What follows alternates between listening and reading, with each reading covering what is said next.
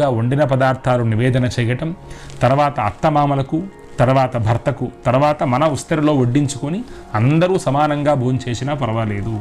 కాబట్టి ఈ దోషాన్ని చేయకుండా ఉండండి. ప్రతి స్త్రీ కూడా ఆరోగ్యం కలుగుతుంది, మృత్యుదోషాలన్నీ కూడా తొలగిపోతాయి. తర్వాత చెప్పబోయేటువంటి విషయం చాలా జాగ్రత్తగా ఆలోచించాల్సినటువంటి విషయం. ఏ స్త్రీ అయితే భర్త అనుమతి లేకుండా వ్రతాలు చేస్తుందో, పూజలు చేస్తుందో, నోములు చేస్తుందో, పుణ్యక్షేత్రములకు వెళుతుందో, భర్తను అడగకుండా ఏ వస్తువు కొంటుందో, బయట డబ్బులు ఇచ్చి, ఈ గృహంలో కూడా జ్యేష్ఠాదేవి నివాసం ఉంటుందట. మరి ఏంటండి ఇంతగా అన్ని మంచి విషయాలే చెప్పారు. పూజలు చేయడం తప్ప, వ్రతాలు చేయడం తప్ప, ఉపవాసాలు చేయడం తప్ప, పుణ్యక్షేత్ర దర్శనం చేయడం తప్ప ఇవన్నీ తప్పేమి కాదు. కానీ భర్తకు తెలియకుండా, భర్త అనుమతి లేకుండా పూజలు చేయకూడదట. మరి ఆయన ఒప్పుకోడండి.